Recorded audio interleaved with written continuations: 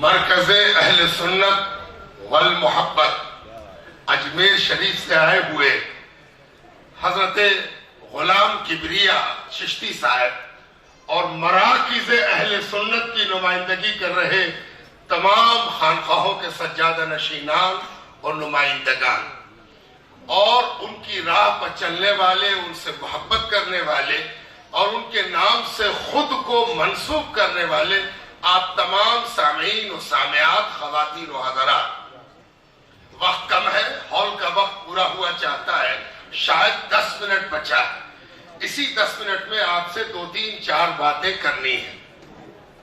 آپ نے کئی تقریریں سنی، میرا بھی ذہن بہت منتشر ہو گیا۔ میں جس ذہن کو باندھ کر لایا تھا، یہاں محبت کرنے والے نے اس کی گرہیں کھول دی۔ اب وہ بندھا ہوا ذہن کھل گیا ہے۔ بات کہاں سے شروع کریں؟ بات یہاں سے شروع کرتے ہیں کہ آج دھرم پر، مذہب پر قیامت ٹوٹ پڑی ہے۔ توجہ چاہتا ہوں، دھرم پر، مذہب پر، ریلیجن پر ڈیزاسٹر آ گیا ہے۔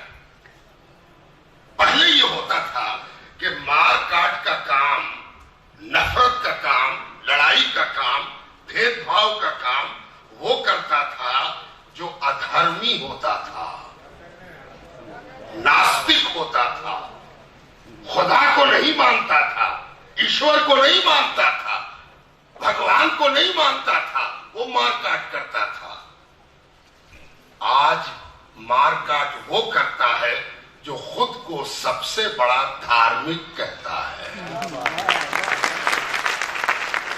سب سے بڑا مذہبی جو خود کو کہتا ہے، مار کاٹ کے گراف میں سب سے اوپر وہ ہے۔ ایسے وقت میں صوفیزم کی طرف پلٹنا یہ سیاست نہیں ہے۔ سیاسی طریقہ کار یہ ہے کہ کل تک کوئی چیز ہمیں پسند نہ ہو، سمے وہ چیز ہمیں پسند کرا دیتا ہے۔ ایک چھوٹی سی مثال دیتا ہوں، کل تک جی ایس ٹی مجھے پسند نہیں تھی، آج ہم جی ایس ٹی خود نافذ کر رہے ہیں۔ وہ محبت صوفی نہیں لایا۔ آج کل محبت کا راگ بہت سے لوگ الاپنے لگے ہیں۔ صوفی محبت سے پیدا ہوتا ہے، محبت میں پروان چڑھتا ہے، محبت کھاتا ہے، محبت کھلاتا ہے، محبت اوڑھتا ہے، محبت بچھاتا ہے، محبت اس کی زندگی ہے، محبت اس کی شریعت ہے، محبت اس کی طریقت ہے۔ آپ نے ابھی تقریر کے دوران یہ سنا ہوگا کہ صوفی شریعت اور طریقت کے درمیان بیلنس، توازن، سامنجس رکھتا ہے، سنتولن رکھتا ہے۔ یہ کیا ہے شریعت بھائی اور طریقت کیا؟ ایک بڑا اہم سوال ہے۔ جو لوگ زیادہ شریعت کرتے ہیں وہ تو شریعت کو مارکاٹ بنا چکے ہیں، ہے نا؟ شریعت کے معنی مارکاٹ جی نہیں۔ آج آپ کو فیصلہ کرنا ہوگا کہ شریعت یزید کا نام ہے یا شریعت حسین کا نام ہے۔ صوفی جس شریعت کی بات کرتا ہے وہ حسین کو شریعت سمجھتا ہے، اور اسی لیے صوفیوں کے ہاں جو شریعت پائی جاتی ہے وہ کل کی کل حسینی ہے، حسنی ہے۔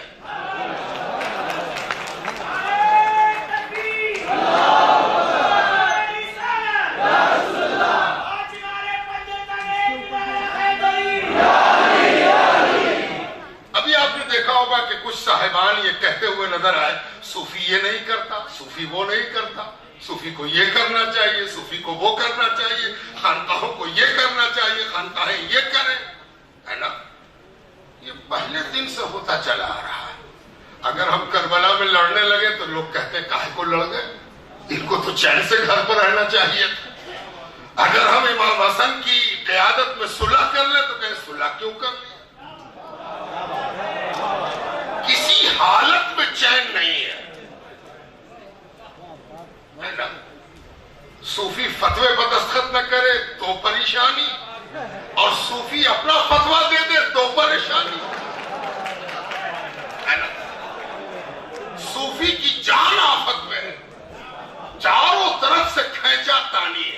ہے نا؟ ایسے میں بیچارہ صوفی کرے تو کیا کرے، کدھر جائے، کہاں جائے اور کس راہ پر لوگوں کو بلائے؟ صوفی کے یہاں نبی کے بعد جو آئیڈیل ہے اس کے 3 پہلو ہیں. ایک امام حسن ہے، ایک امام حسین ہے، ایک امام زین العابدین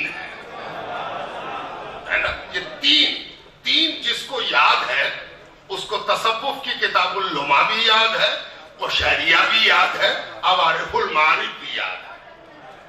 اور جس میں تینوں میں سے کسی ایک کو بھول گیا وہ حدیث بھی بھول گیا، قرآن بھی بھول گیا، شریعت بھی بھول گیا، طریقت بھی بھول گیا. جانتے ہیں امام حسن کس کا نام ہے؟ امام حسن اس کا نام ہے کہ جب اس نے دیکھا کہ اگر ہم جنگ کریں گے تو ماننے والے مارے جائیں گے. توجہ چاہتا ہوں، چند جملے ہیں، ان جملوں کو اگر کہیں پر آپ محفوظ رکھیں گے تو آنے والے دنوں میں، آنے والے لمحات میں آپ کو ہو سکتا ہے کہیں پر کام آ جائیں اور میں آپ کی دعا کا مستحق ٹھہر جاؤں. امام حسن نے صلح کیوں کی؟ اگر ہم جنگ کرتے ہیں تو ماننے والے مارے جائیں گے. صلح کر لیا. امام حسین نے جنگ اس لیے کی کہ ہم مریں گے، آؤ جنگ کر لیتے ہیں. توجہ چاہتا، صوفی کب جنگ کرتا ہے اور کب نہیں کرتا ہے. ایسی بات نہیں ہے کہ ہم جنگ نہیں کرتے ہیں، ہم تلوار پکڑنا نہیں جانتے ہیں. ہم وہ ہیں جس کے ہاں ذوالفقار کی زیارت ہوتی ہے، اور ہم جب تلوار چلاتے ہیں تو بیچ سے آدھا کر دیتے ہیں، ہے نا؟ اور جب ہم تلوار نہیں چلاتے ہیں تو پوری قوم کو محبت سے گھائل کر دیتے ہیں. ہم سے بڑا ہتھیار تو کسی کے پاس ہے ہی نہیں. ہم تو محبت کا تیر رکھتے ہیں جو کلیجے پر چلاتے ہیں، اور ایک پر چلاتے ہیں اور کئی کلیجے کو ایک ساتھ شکار کرتے ہیں، ہے نا؟ امام حسین نے جنگ اس لیے کی کہ اپنے مرنے کا طے تھا، اس لیے جنگ کر لی. اور امام زین العابدین نے پہچان لیا تھا کہ یہی ہے جس نے میرے باپ کو شہید کیا ہے، میرے بھائیوں کو شہید کیا، پیاسا مارا ہے، اور تب بھی ان کو معاف بھی کیا، نوازا بھی. یہ تینوں کیفیت، یہ 3 باتیں جس میں پائی جائیں زمانے کی سچائی، وہی صوفی ہے. ہم پر ایک اور الزام ہے کہ یہ صلح کلی ہے. یہ کئی گالیاں ہم سنتے ہیں. پہلے تو ہم گالی سنتے کہ مشرک ہے، شرک کرتا ہے نا؟ یہ بڑی بڑی گالیاں جو ہم کو دی جاتی ہیں، ہے نا؟ اور گالی بکنے والے ایسے سفید پوش صاحبان مسلح پر بیٹھ کے گالی بکتے ہیں. یہ مشرکین کی جماعت ہے. اس میں بات بنی یا نہ بنی تو پھر دوسری گالی دی گئی کہ یہ صلح کلی ہے. ہاں ہیں ہم صلح کلی، ہم سب سے صلح کرتے ہیں. یہ میرا دم ہے کہ ہم کرتے ہیں. جنگ کرنے سے بڑا کام ہے صلح کرنا. تم جو نہیں کر پاتے ہو اس کی وجہ یہ ہے کہ تمہارے اندر اوقات نہیں ہے کہ تم صلح کر سکو. صلح کرنے والا، معاف کرنے والا، بخش دینے والا لڑنے والے سے بڑا ہے. آسان نہیں ہے. آخر سب لوگ صوفی کیوں نہیں ہو گئے؟ اس لیے کہ لڑنا، گالی بکنا، قتل کرنا، خون کرنا آسان ہے، معاف کرنا بہت مشکل ہے، بہت مشکل ہے. لاکھوں میں کوئی ایک ہوتا ہے جو معاف کر دے، ہے نا؟ اسی کو ذرا اصطلاحات کی دنیا میں چلتے ہیں. تنکیر، انکار کرنا، رد کرنا، یہ بڑا آسان ہے. یہ غلط ہے، یہ جھوٹ ہے، یہ بہت آسان بات ہے. لیکن کسی کے قول کی تعویل کرنا یہ بہت مشکل ہے. میں آپ کو واقعہ سناؤں کہ جب دہلی میں فیروز شاہ تغلق کے زمانے میں، تغلق ڈائنسٹی کی بات ہے، 2 آدمی دلی پہنچ گئے جو مجذوب تھے، قلندر تھے. صوفیوں کا ایک رخ ہے، صوفیوں کی ایک جھلک ہے. اچھا صوفی وہی ہے جو کچھ دن جذب سے گزرا ہو. جب تک جذب سے نہ گزرے وہ عقل مند اور صحیح فہم والا ہو ہی نہیں سکتا. سب سے اچھا صوفی وہ ہے جو جذبی کیفیت سے گزر کے سلوک کی منزل تک پہنچا ہو، یعنی مجذوب ہو کے سالک ہوا ہو. جب تک کوئی دیوانہ نہ ہوا وہ صوفی کہاں سے ہو جائے گا؟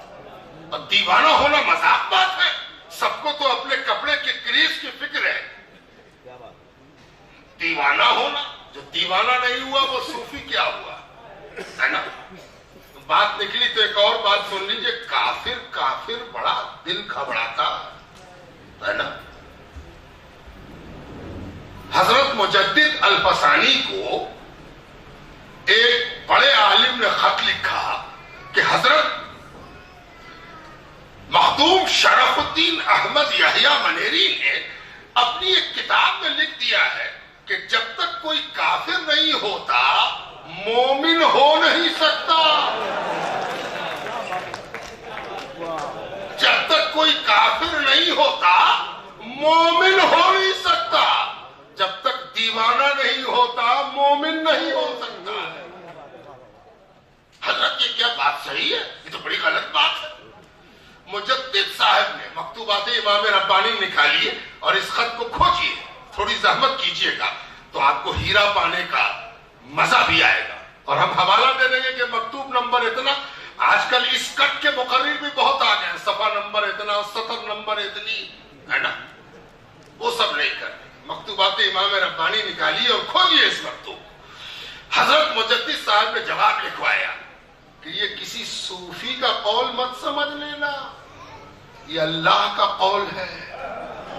خود اللہ تعالیٰ نے قرآن میں یہ کہا ہے. اب کیا کہا ہے مجدد صاحب کی زبان سے سنیے. فَمَن يَكْفُرْ بِالطَّاغُوتِ فَمَن يَكْفُرْ بِالطَّاغُوتِ فَيُؤْمِن بِاللَّهِ. جب تک کسی کو شیطان کافر نہ کہہ دے فرشتے اس کو مومن کہہ ہی نہیں سکتے. جس کو مومن بننا ہے پہلے شیطان سے کفر کی سند لے لے. جب کافر کہہ دے شیطان کہہ دے کہ کمینہ ہے تو فرشتے کہہ دیں گے شریف ہے. بات سمجھ میں آتی ہے؟ شیطان نے جس کو کمینہ کہا اسی کو فرشتے شریف کہیں گے ہے نا. تو صوفیزم کو سمجھنا، صوفیزم کی جو کلیئرٹی ہے اس کو سمجھنے کی ضرورت ہے. اور جب اس کو سمجھنے کی کوشش کریں گے تو صلح کلی کی بات اٹھے گی. اور جب صلح کلی کی بات اٹھے گی، ہاں ہم ہیں صلح کلی، اعلان ہے. اس لیے کہ ہم یہ مانتے ہیں کہ ہمارے اکابر، ہمارے ائمہ، ہمارے تمام قائد سب صلح کلی ہیں. اللہ کے رسول صلح کلی، اللہ تبارک و تعالیٰ صلح کلی. اللہ تعالیٰ کہتا ہے اللہ تبارک و تعالیٰ یہ ارشاد فرماتا ہے کہ لا تقنطوا من رحمت اللہ ان اللہ یغفر الذنوب جميعا. اللہ کی رحمت سے مایوس مت ہو، جتنا بڑا بھی تم نے گناہ کیا ہو اللہ تعالیٰ غفور الرحیم ہے، تم کو بخش دے گا. یہ صلح ہی تو ہے. بڑے سے بڑا گناہ کر کے آدمی اللہ کے آگے حاضر ہوتا ہے اور اللہ تعالیٰ اس کے بخشنے کی طرف وعدہ فرماتا ہے کہ ہاں ہم بخش دیں گے. ربانی فاؤنڈیشن نے یہ جو اجلاس منعقد کیا یہ بڑا کارآمد،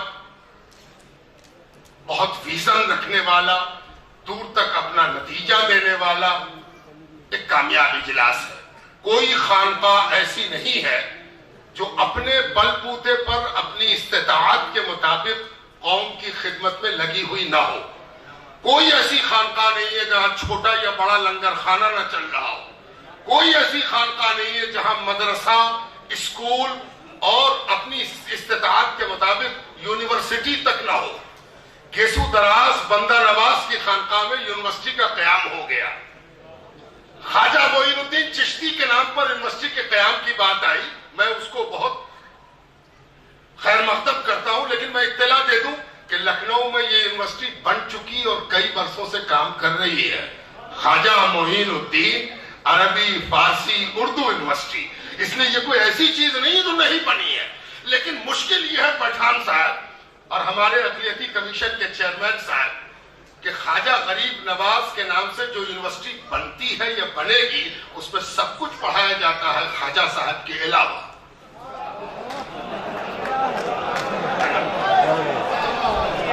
سب کچھ پڑھایا جاتا ہے خواجہ صاحب کے علاوہ.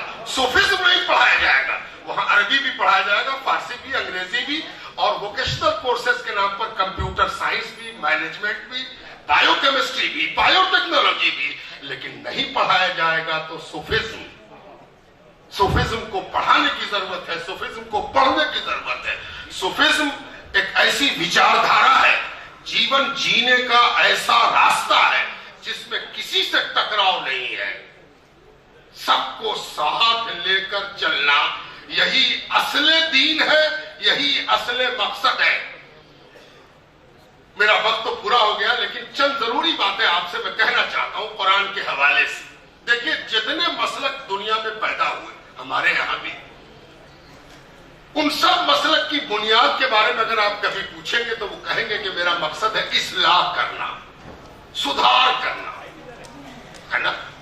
قرآن نے اس کی طرف ایک بڑا لطیف اشارہ کیا. اللہ تعالیٰ فرماتا ہے وَإِذَا قِيلَ لَهُمْ لَا تُفْسِدُوا فِي الْأَرْضِ, جب ان لوگوں سے کہا گیا کہ زمین پر فساد مت کرو, گڑبڑ نہ پھیلاؤ, لڑائی جھگڑا نہ کرو, پھوٹ نہ ڈالو, جب ان لوگوں سے کہا گیا کہ زمین پر لڑائی جھگڑا مت پھیلاؤ, تو قرآن کہتا کہ قالوا انما نحن مصلحون, تو وہ لوگ کہنے لگے کہ ہم تو اصلاح کرنے والے ہیں. قرآن کہتا ہے کہ جب ان سے کہا گیا کہ جھگڑا لڑائی مت کیجیے بھائی, لڑ جھگڑ کیوں کر رہے ہیں, تو وہ کہنے لگے کہ ہم تو اصلاح کرنے والے ہیں, سدھارک ہیں, اصلاحی ہیں ہم, ہے نا. عجیب بات ہے بھائی, جی ڈر جاتا ہے. آپ کو بھی اصلاح کا دعویٰ ہے, ہم کو بھی ہے, تو ذرا آئینے میں منہ دیکھنا ہوگا. قرآن نے ایک آئینہ دیا کہ منہ دیکھ لو, اگر اصلاح کا بینر ڈھو رہے ہو تو کہیں تمہاری اصلاح سے فساد تو نہیں ہو رہا, اصلاح فساد تو نہیں ہے. یہ زبردست معیار, پیمانہ, لٹمس دے دیا گیا کہ اس کو ڈال کے دیکھ لیا کرو کہ کہیں تمہاری اصلاح فساد تو نہیں بنا رہی ہے نا. اب سوال یہ اٹھتا ہے کہ ایک آدمی خود کو اصلاحی کہتا ہے اور دوسرا آدمی اس کو فسادی کہتا ہے, تو نرنے کیسے ہو, یہ اصلاحی ہے کہ فسادی ہے؟ تو قرآن اللہ سبحانہ وتعالی خود اپنی زبان میں کہتا ہے الا انہم هم المفسدون, آگاہ ہو جاؤ, دراصل یہ فسادی ہے نا. بات صاف ہو گئی کہ وہ اصلاح جو فساد تک پہنچا دے وہ اصلاح نہیں ہو سکتی ہے نا. وہ اصلاح جو فساد تک پہنچا دے وہ اصلاح نہیں ہو سکتی ہے. اب ایک مثال اصلاح کی, کیسے کرے گا؟ بہت سے لوگ اصلاح کر رہے ہیں, کوئی فتویٰ دے کے اصلاح کر رہا ہے, کوئی مسجد سے نکال کے اصلاح کر رہا ہے, کوئی مسجد دھلوا کے اصلاح کر رہا ہے, کوئی پھر سے کلمہ پڑھوا رہا ہے, کوئی شدھیکرن کر رہا ہے, کوئی گھر واپسی کر رہا ہے. اتنی شکلیں ہیں اصلاح کی. اب ایک صوفی کیسے اصلاح کرے گا؟ ذرا دیکھیے, حضرت امام حسن اور امام حسین دونوں مسجد نبوی میں یا کسی مسجد میں داخل ہو رہے ہیں, عمر زیادہ نہیں ہے, 10-12 سال 14 سال کی عمر ہے. واقعہ موجود ہے کتابوں سیر کے اندر, جسے تلاش کرنا ہو کھوج لے. دونوں بھائی اندر داخل ہوئے تو دیکھا کہ ایک اعرابی, ایک بدو, انکلچرڈ انسان وضو کر رہا. نظر پڑی دونوں بھائی کی کہ وضو کرنے والے کے اندر نیم اور ودھان کے انوسار بڑی خرابی ہے.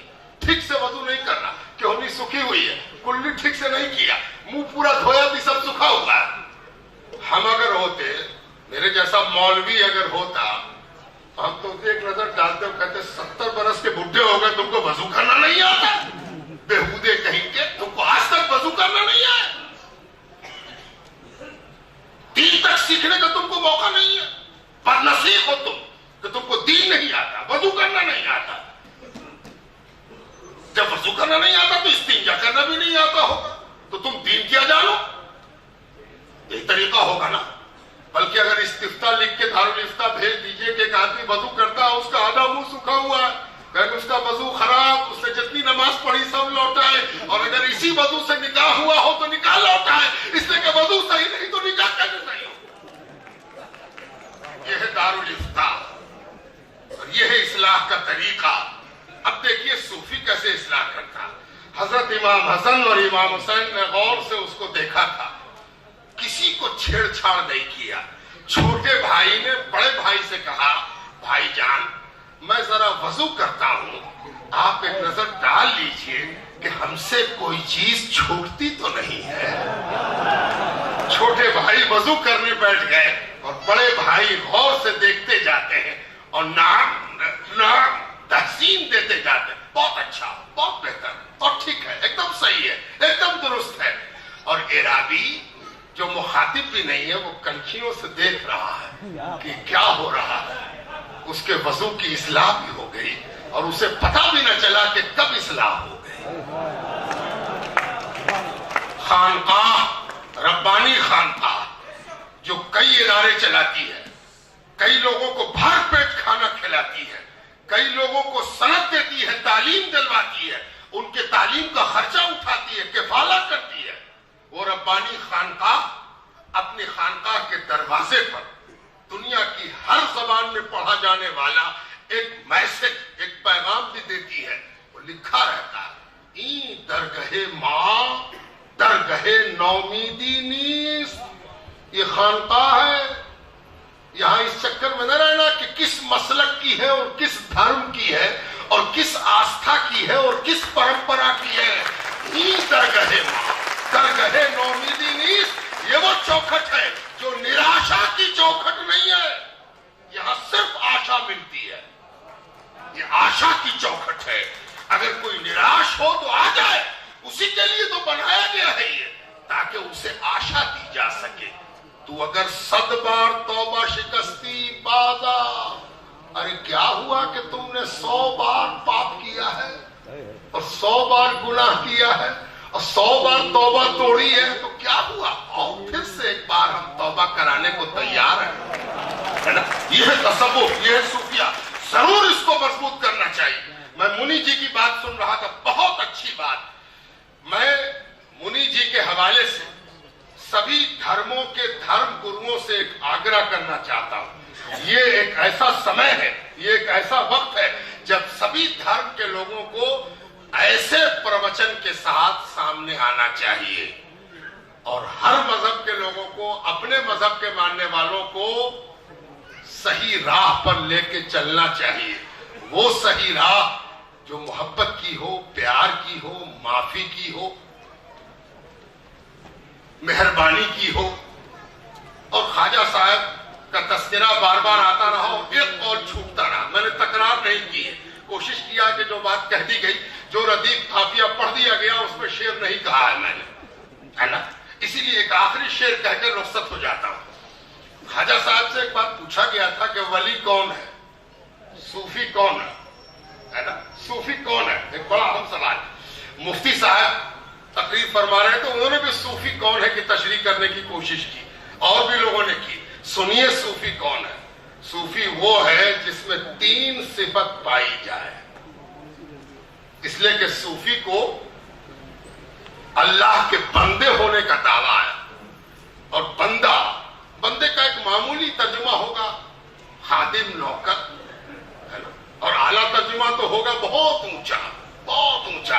इसलिए कि नबी से जब कहा गया कि कुछ चुन लीजिए अपने लिए, तो उन्होंने कहा है परवरदिगार, अगर तू मेरी पसंद को कबूल करना चाहता है तो मैं चाहता हूं कि तू मुझे अपना अब्द कहे, है ना।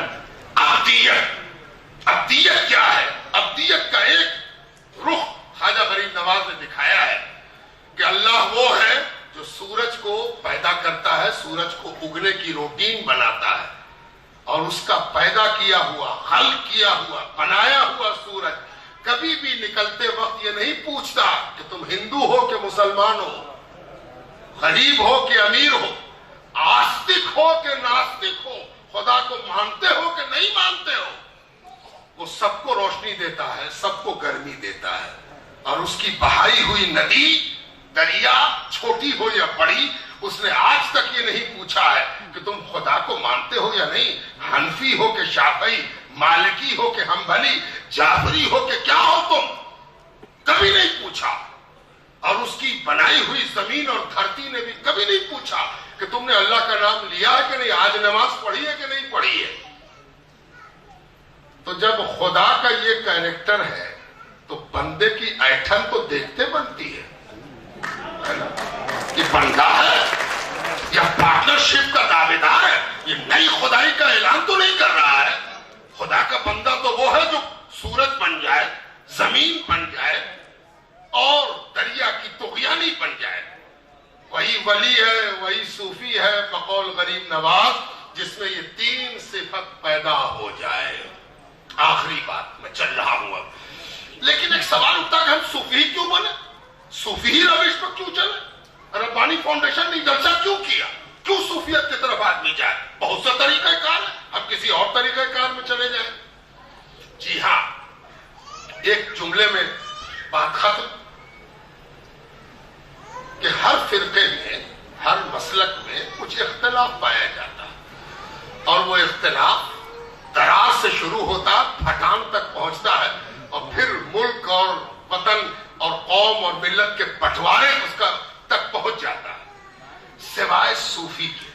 صوفی کے یہاں دیکھتے ہیں ابھی جو بیٹھے ہوئے ایسا، ادھر کونے میں قادری ہے، ادھر بیچ میں چشتی ہے، ادھر فردوسی بیٹھا ہوا ہے، ادھر سہروردی بیٹھا ہوا ہے، ادھر اجلا گمچھا ہے، ادھر گیروا گمچھا ہے، ادھر سندلی ہے، کوئی بغیر گمچھے کا ہے، کوئی ہری ٹوپی میں، کوئی لال ٹوپی میں، کوئی پیلی ٹوپی میں۔ کبھی ان کے درمیان جنگ نہیں ہوئی، کبھی مناظرہ نہیں ہوا، کبھی لڑائی نہیں ہوئی، کبھی کفر کا فتویٰ نہیں ہوا۔ یہاں جو بیٹھے ہوئے ہیں ان میں دو طرح کے لوگ ہیں، ایک قوالی سنتے ہیں، ایک نہیں سنتے ہیں۔ کبھی انہوں نے نہیں کہا کہ جو قوالی پڑھے اس کا نکاح ختم، جو ہارمونیم سنے، ڈھولک سنے، وہ ختم ہو گیا، ختم ہو گیا، ختم ہو گیا، نہیں کہا۔ دنیا میں ایک ہی فلسفہ ہے چلنے کا، اس کا نام ہے صوفیزم، اس لیے کہ یہ ہر حالت میں محبت دکھاتا ہے۔